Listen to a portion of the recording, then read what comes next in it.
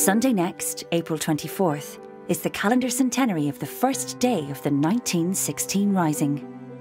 Across the nation, from Dublin to Galway, from Donegal to Cork, events will be held to commemorate this important day in our history.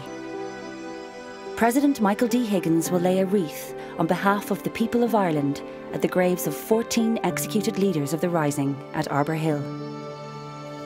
On Sunday afternoon, all roads lead to Croke Park, where Leicra, a dramatic theatrical production telling the story of Ireland, will be staged between the Allianz Football League finals.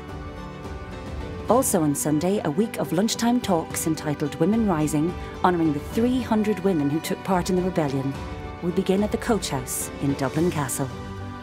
The Irish Independent and Ireland 2016 are inviting everyone to take a photograph on this historic day to capture the full breadth of Irish life 100 years after the Rising, a selection of which will feature in a special centenary supplement. For further details about these and other events, see ireland.ie. Ireland 2016. Remember, reflect, reimagine.